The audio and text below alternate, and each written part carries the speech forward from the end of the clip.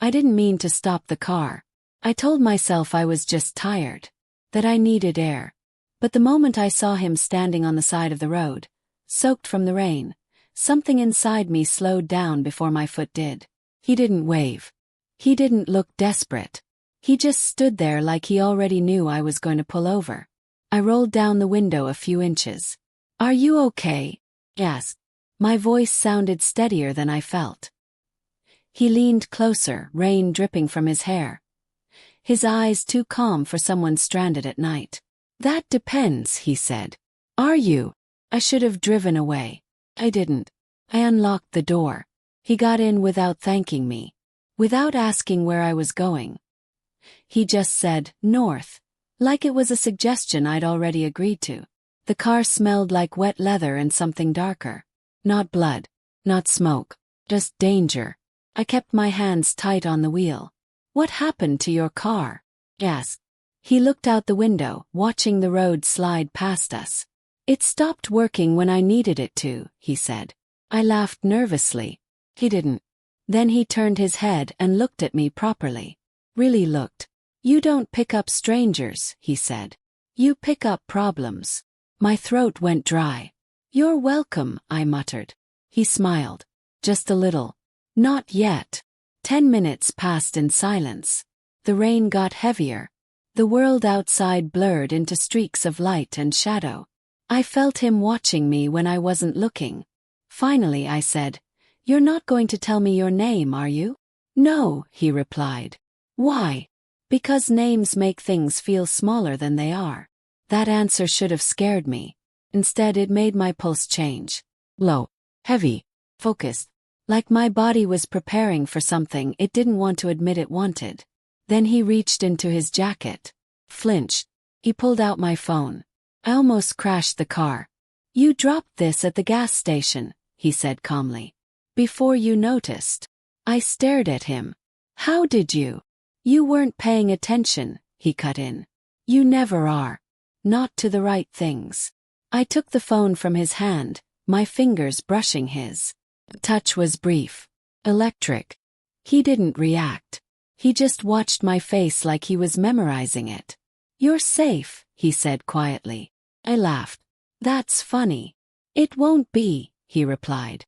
"For long." The rain hit the roof harder. The road narrowed.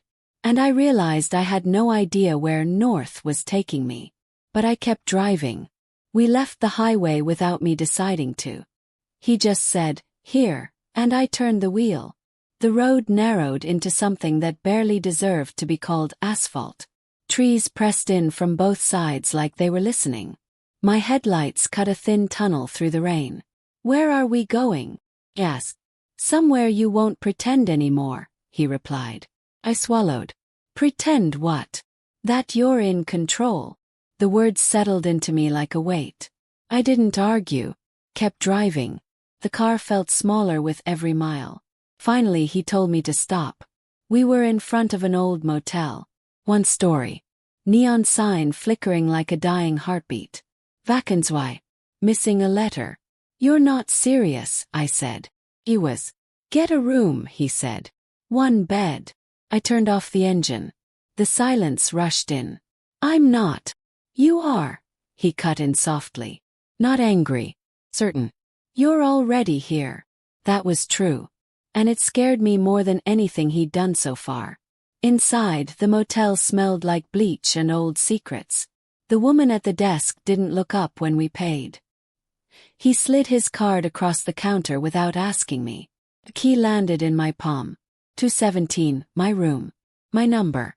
He followed me down the walkway. Rain dripping from his jacket. The door stuck when I tried to open it. He leaned in too close and pushed it the rest of the way. "You shake when you're nervous," he murmured. "And when you're excited. Hard to tell the difference with you." I hated that he was right. The room was small. 1 bed. 1 lamp. Curtains that didn't quite close. I stood near the door like I might still leave. He took off his wet jacket slowly and hung it over the chair. Like he lived here. "Relax," he said. "If I wanted to hurt you, you'd already know." "That's not comforting," I replied. "It's honest." He sat on the edge of the bed and looked at me. "You can go," he said. I didn't move. He smiled again. Not kind. Not cruel. Interested. "See," he added. "You don't go when you're allowed to." The rain softened outside. I stepped farther into the room without meaning to. My heart was doing something strange. Not racing. Focusing. Like it had chosen a target. "Why me?" "Yes." He stood up. "Close. Too close." "Because you were already on your way to something you didn't understand," he said. I just changed the direction. I should have pushed him away. Instead I asked, "To what?" His eyes darkened. "To me." I felt the air shift between us, like something invisible had just stepped into the room. "That's not an answer," I said, even though my voice betrayed me. "It is," he replied. "You just don't like it." He moved past me and closed the curtains. The world outside vanished.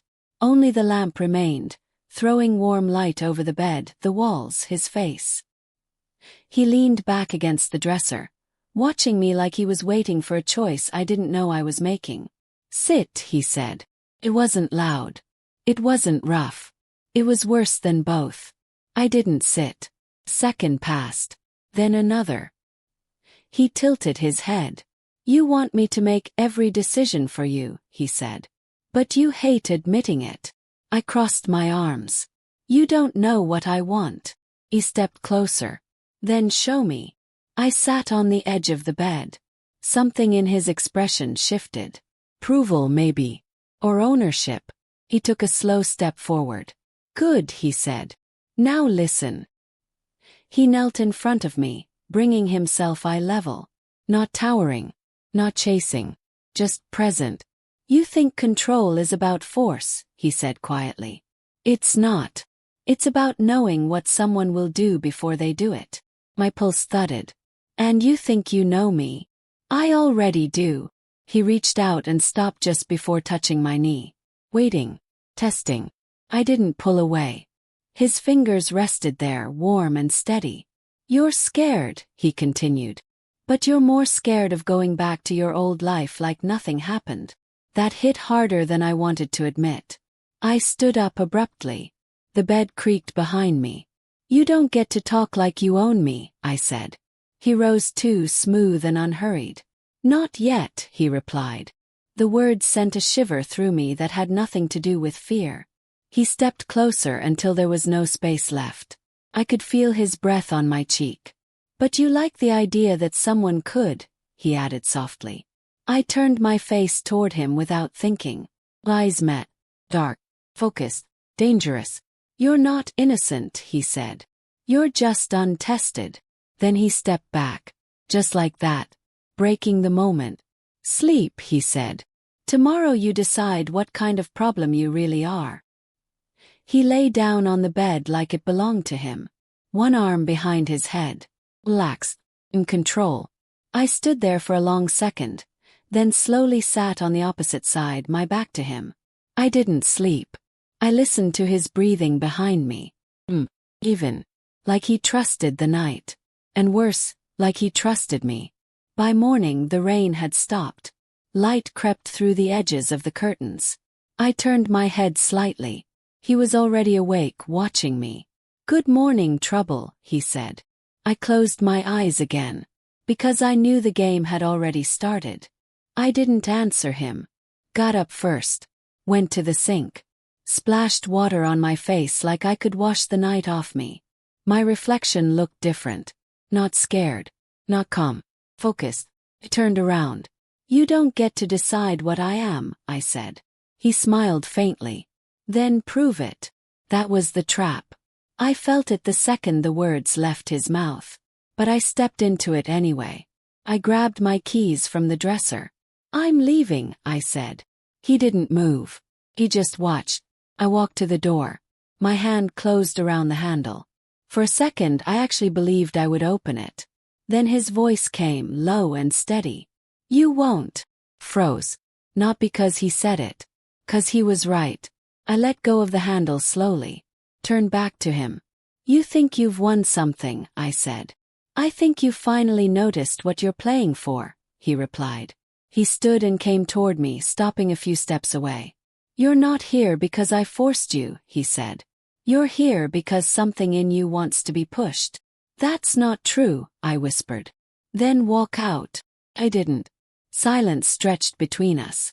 Heavy, intimate, dangerous. He nodded once. "There it is." I crossed my arms, trying to hold myself together. "So what now?" "Now," he said, "you stop pretending you're the only one who gets to set the rules." He reached past me and opened the door. Cold air rushed in. The world outside waited. "You want control," he added. "Take it." I looked at the door. The road beyond. At the life I could still go back to. Then I closed the door myself. He didn't smile this time. He just studied me like I'd passed a test I didn't know I was taking. "Good," he said quietly. "Now you're choosing." The word echoed in my head. Choosing. I didn't know yet what I'd chosen. Only that there was no pretending left to hide behind. He didn't touch me when I closed the door. That was his control. He just stood there, letting the moment breathe. Letting my choice settle into the room. "You're shaking," he said quietly. "From you," I replied. "No," he corrected. "From yourself." He was right, and I hated him for it. He moved past me and sat on the edge of the bed again, calm like this was all inevitable. "You think you're losing something," he said. "Freedom. Safety. The idea of who you were. And I'm not. You're trading it," he said, "for something more honest." I didn't answer. I walked to the window and pulled the curtain back a little. The world outside looked small. Manageable. Big. "What happens after this?" he asked. He stood behind me. Close. Not touching. "After this," he murmured, "you stop asking permission to want what you want." The words slid under my skin. Not gentle. Not cruel. Real. He stepped away and picked up his jacket. "We leave," he said. "Where?" "Somewhere you can't lie to yourself." I laughed once, sharp and tired. "You really think you get to decide that?" He met my eyes in the reflection of the glass. "No," he said. "You already did." And I realized. We drove north again. The road looked different in daylight. Less like a trap. More like a line I couldn't uncross. He didn't talk much. Neither did I. But the silence wasn't empty now. It was charged, like something waiting to be used. I watched the miles disappear behind us and thought about the girl who had pulled over in the rain. The one who thought she was being kind, careful, normal. He felt far away. He glanced at me. "You're not scared anymore," he said. "I am," I replied. "Not of me." I didn't answer. 'Cause he was right again. By the time the sun dropped low, I understood what he'd done. Not trapped me. Not saved me. Just exposed me. I wasn't someone who wanted safety. I was someone who wanted intensity and called it danger because that sounded better. I looked at him, really looked this time. At the calm. The control. The fire under both. "You're not my problem," I said. He smiled faintly. "No," he agreed. "You're mine."